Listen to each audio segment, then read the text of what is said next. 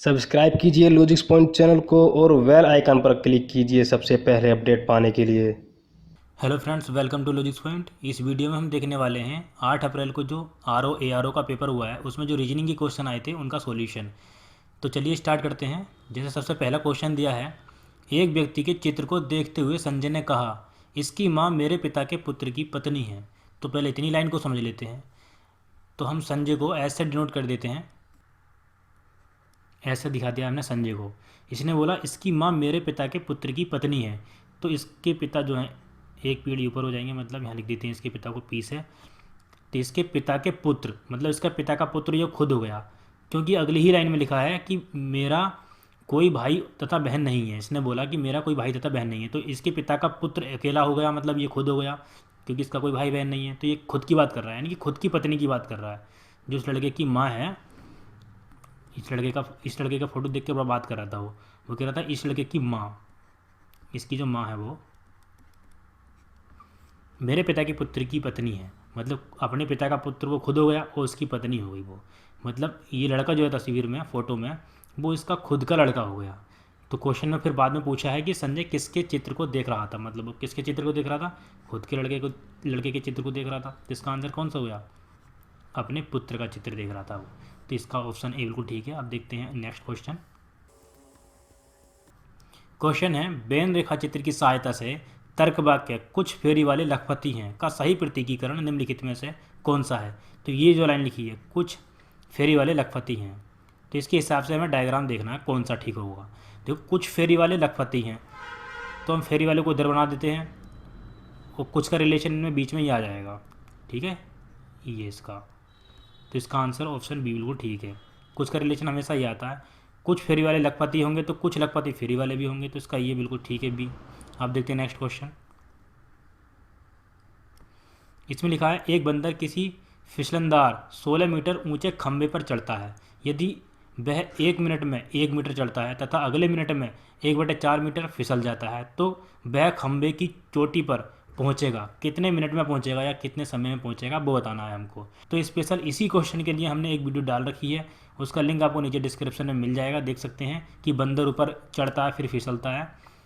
तो उस वीडियो को देखकर आप इस क्वेश्चन को आसानी से कर सकते हैं। इसका आंसर बता दे रहा हूँ बस मैं डायरेक्ट कि इसका आंसर आएगा 41, ठीक है। तो इसमें ऑप्शन डी बिल्कुल ठीक है। आपको वाली वीडियो देखनी है फिर ये क्वेश्चन करना है, आपको समझ में आ जाएगा आपको बिल्कुल ठीक से। आप देखते हैं नेक्स्ट क्वेश्चन। देखिए इसमें कुछ नहीं करना था, इसमें वर्गों की संख्या बतानी है। और वर्ग क्या होता है, जिसकी चारों भुजा बराबर होती हैं और प्रत्येक एंगल 90 डिग्री का होता है। तो वर्गों की संख्या बतानी है। इसमें गिन लेते हैं हम वर्ग कितने होंगे।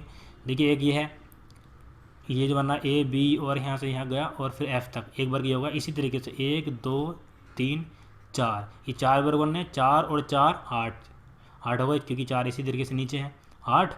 उसके बाद ये बड़ा वाला ए से सी तक जो बना एक बड़ा वाला ये 9, फिर बी से डी तक जो बना ये बड़ा वाला 10, फिर इसी तरीके से ये लास्ट वाला 11, फिर ये 2 तिरछे जो बन रहे हैं ये 12 और 13। तो ये 13 इसका आंसर बिल्कुल ठीक है, इसके अलावा कोई नहीं बन रहा। अब इसके बाद देखते हैं नेक्स्ट क्वेश्चन दोस्तों।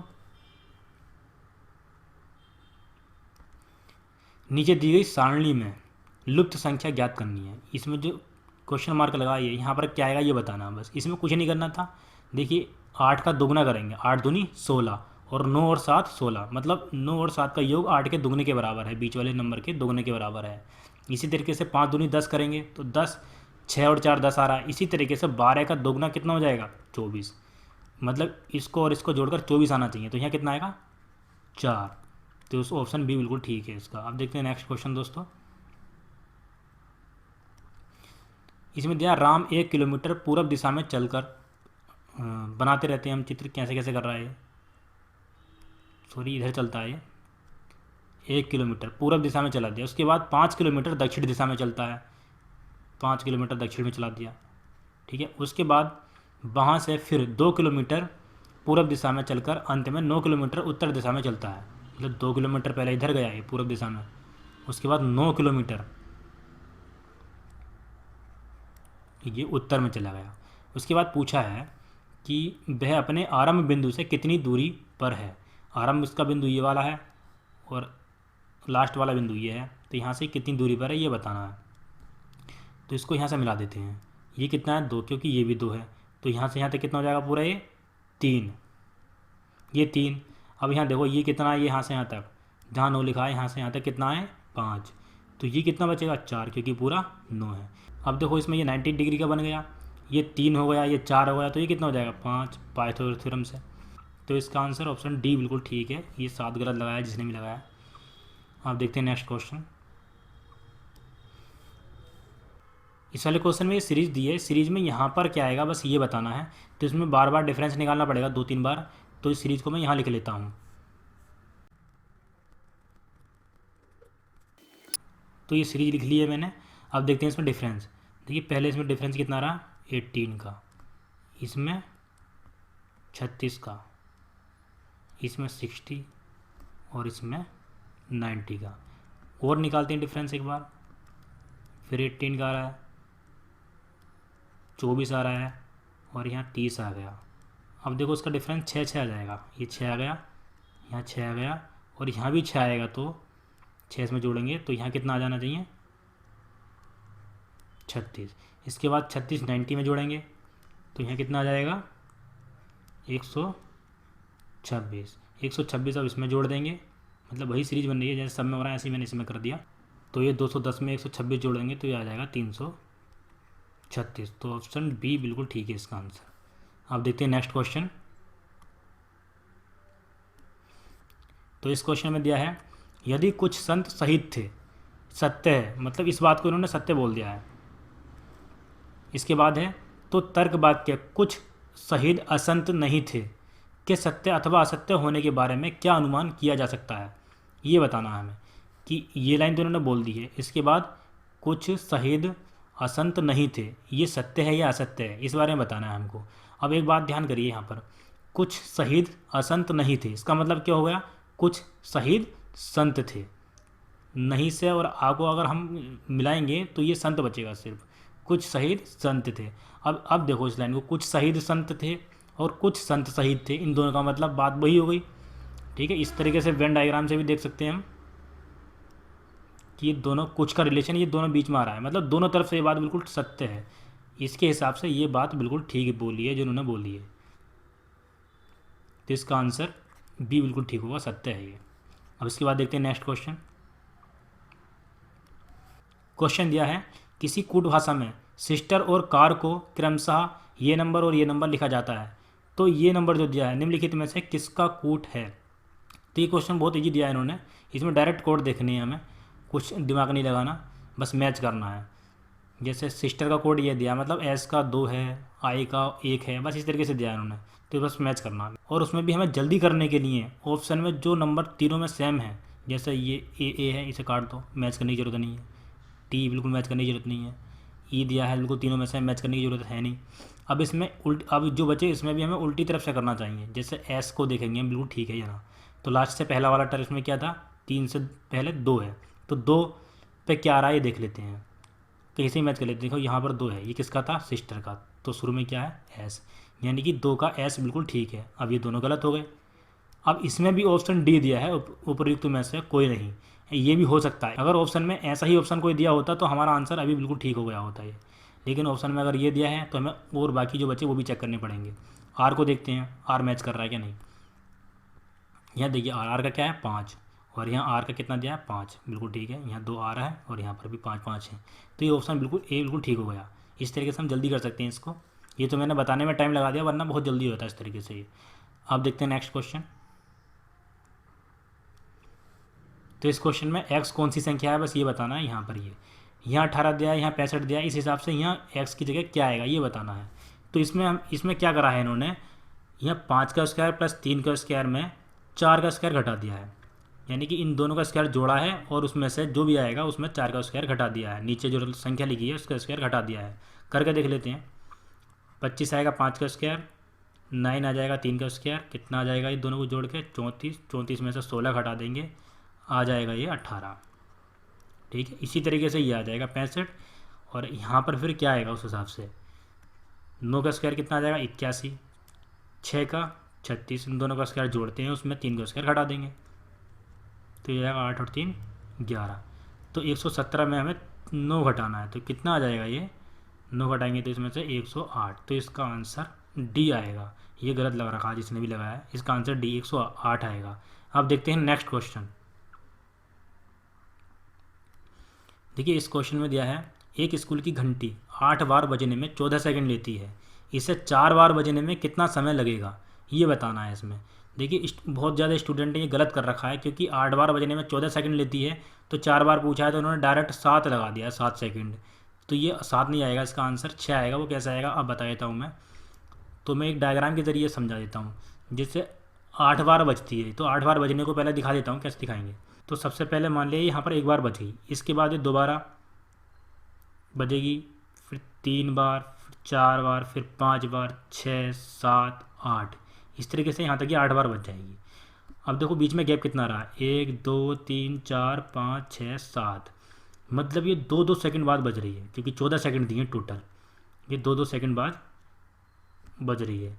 अब इसमें पूछा है कि 4 बार बजने में कितना समय लेगी, तो 4 बार कहाँ तक बज रही है, 1, 2, 3, 4, यहाँ तक 4 बार बज रही है। और यहाँ तक टाइम कितना हो रहा है, 2, 2 और 2, 6, तो 6 सेकंड इसका बिल्कुल राइट आंसर है। इस तरीके से भी चेक करके देख सकते थे, लेकिन बहुत से स्टूडेंट ने क्या करा, 7 सेकंड लगा रखा है इसका आंसर, जो कि गलत है।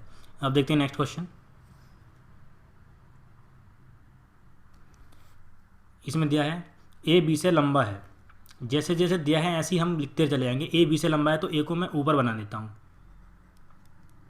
ए बी से लंबा हो गया। उसके बाद परंतु सी जितना लंबा नहीं, ए बी से तो लंबा लेकिन सी से लंबा नहीं है, तो सी ए से लंबा हो गया। उसके बाद दूसरी लाइन में लिखा है डी ई से लंबा है, तो ये डी इनमें कहीं है नहीं, तो डी को मैं अलग दिखा देता हूँ, डी ई से लंबा है। इसके बाद बोल दिया बी जितना लंबा नहीं, यानी कि बी इनके ऊपर आ जाएगा। ठीक है, अब देखो बी यहाँ से मैच करेगा, तो मैं डी और ई इसके नीचे लिख देता हूँ। अब इसके बाद दिखा है तीसरी लाइन में ई एफ से लंबा है, ई एफ से लंबा है, यानी कि एफ ई के नीचे आएगा, परंतु डी जितना लंबा नहीं, डी ई से लंबा हो गया, जो कि पहले से लिखा है। अब इसके बाद इन सब में कौन सा अधिक लंबा है ये पूछा है, कौन सा सबसे अधिक लंबा है, तो ये सी हो गया इसका आंसर, सबसे लंबा ऊपर। ठीक है, तो इसका आंसर बी, ये सी जो है बिल्कुल ठीक है। अब देखते हैं नेक्स्ट क्वेश्चन। इस क्वेश्चन में अगला अक्षर क्या है बस ये बताना है, बी डी जी के पी, इस हिसाब से यहाँ पर क्या आएगा ये बताना है। तो इनके जो कोड हैं, जो नंबर हैं कि कौन कौन से नंबर पर आते हैं ये वो लिख देता हूँ मैं। बी जैसे 2 पर आता है, डी 4 पर, जी 7, के 11 और पी 16। तो इस हिसाब से यहाँ क्या आएगा बस ये देख लेते हैं। यहाँ 2 का डिफरेंस है, यहाँ 3 का, यहाँ 4 का, यहाँ 5 का, तो यहाँ कितने का होना चाहिए, 6 का, तो यहाँ 22 आ जाएगा। 22 कितने पर आता है, बी पर, तो इसका आंसर सी बिल्कुल ठीक है। अब देखते हैं नेक्स्ट क्वेश्चन। देखिए जीएस का दिया है नेक्स्ट क्वेश्चन, तो इसको नहीं कर रहे हम इसमें। यह है रीजनिंग का, दिया गया है कि ए बी का भाई है, तो जैसे जैसे दिया है हम वैसे बनाते रहते हैं। ए बी का भाई है, एक ही पीढ़ी के हैं तो एक ही लाइन में लिख देते हैं, और भाई है मतलब लड़का है, मेल है, तो इसको मैं प्लस से दिखा देता हूँ यहाँ पर। अगर कोई लड़की होगी, फीमेल होगी, तो उसको माइनस से दिखा दूंगा, जिससे कि हमें पता चल जाएगा कि हाँ उसका जेंडर दिया है। ठीक है, ये इसका भाई था ए बी का, बी का नहीं पता हमें क्या है, ये लड़की है लड़का हमें कंफर्म नहीं है बिल्कुल भी, क्योंकि क्वेश्चन में दिया नहीं है। उसके बाद सी ए का पिता है, तो सी को हम यहाँ दिखा देते हैं, पिता है यानी कि प्लस दिखा देते हैं, मतलब मेल है, तो सी ए का पिता होगा, मतलब बी का भी पिता होगा। अब इसके बाद दिया है डी ई का भाई है, अब डी और ई इनमें से कोई है नहीं तो अलग बना देते हैं इसको, डी ई का भाई है यानी कि यहाँ प्लस दिखा देते हैं, क्योंकि लड़का है ये भाई है, तो लेकिन ई के बारे में भी अभी तक पता नहीं है। अब उसके बाद लिखा है और ई बी की पुत्री है, ई जो है बी की पुत्री है, ठीक है, यानी कि पुत्री है, माइनस दिखा देते हैं। अब बी देखो यहाँ से मैच कर गया, तो ये पूरा डायग्राम नीचे से मैच कर जाएगा, नीचे लगा देंगे हम इसको।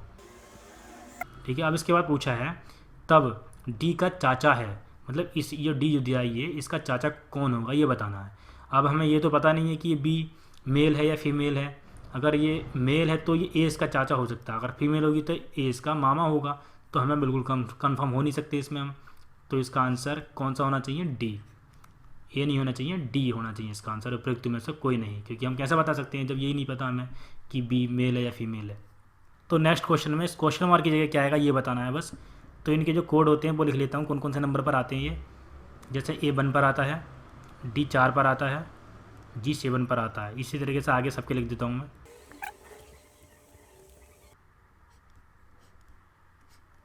तो ये मैंने इनके कोड लिख दिए हैं। अब पहले तो ऑप्शन देख लीजिए, ऑप्शन में देखो एस एस शुरू में सब में दिया है, तो ये हमें मैच करने की ज़रूरत है नहीं, मतलब एस तो आ ही जाएगा शुरू में। हमें देखना है दूसरा नंबर।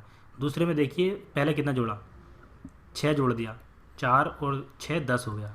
उसके बाद फिर 6 जोड़ दिया, उसके बाद फिर 6 जोड़ेंगे तो दूसरे पे क्या आएगा 22। तो 22 कितने पर होता है बी पर, दूसरे पे बी आ जाएगा। ठीक है, अब उसके बाद देखते हैं 7 में को देखो 6 जोड़ दिया इन्होंने, 13 कर दिया। फिर 13 में को 6 जोड़ दिया, 19 हो गया। फिर 19 में को 6 जोड़ेंगे कितना आएगा लास्ट में 25। 25 कितने पर होता है 22 पर, तो लास्ट में आ जाएगा 22। तो इसका आंसर सी बिल्कुल ठीक है, एस बी 22। तो ये थे R O A R O के रीजनिंग के क्वेश्चन। अगर आपको कहीं भी डाउट होता है या कुछ पूछना है तो नीचे कमेंट में लिखकर भेज सकते हैं। अगर आपको ये वीडियो पसंद आई है तो इस वीडियो को लाइक कीजिए, शेयर कीजिए। और हाँ दोस्तों, अगर अभी तक आपने हमारा चैनल सब्सक्राइब नहीं किया तो चैनल को सब्सक्राइब कर दीजिए। Thank you so much.